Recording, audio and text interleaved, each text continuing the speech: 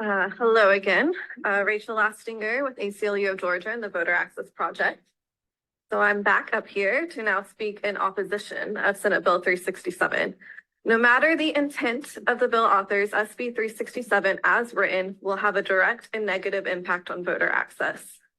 Mail-in ballots are used by many voters for a variety of legitimate reasons, and for some voters due to mobility needs, health needs, or even just work and travel plans. It is the only option. Drop boxes streamline the mail-in voting process and provide a secure and reliable way to return one's mail-in ballot without putting the burden on our U.S. postal workers to deliver the ballot securely and in a timely manner.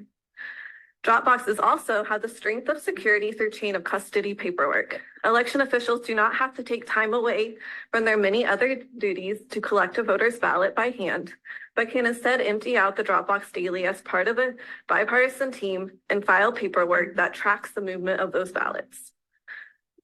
Georgia drop boxes are much more durable than a USPS mailbox and are impossible to tamper with, featuring a one-way entrance slot and 24-hour surveillance.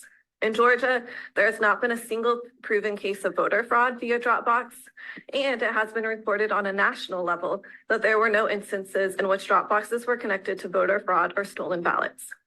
I commend Georgia for introducing Dropboxes as a voter access tool in 2020 and making them a secure part of our election. Removing them now would be a regressive step for the state of Georgia.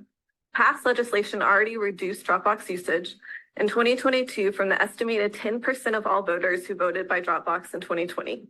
Despite these restrictions, though, many voters still rely on Dropboxes as their method of voting. Dropboxes alleviate mail-in voter concerns about ballot tampering, signature exposure, and meeting the postmark deadline so that their vote is eligible to be counted. Of the mail-in ballots that were rejected in the 22 elections, almost a quarter of them were rejected because the ballot was not received in time or the ballot missed the deadline.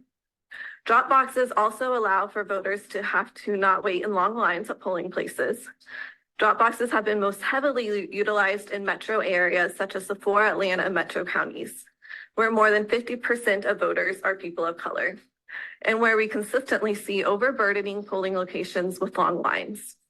Eliminating Dropbox will have a larger impact on these metro area voters.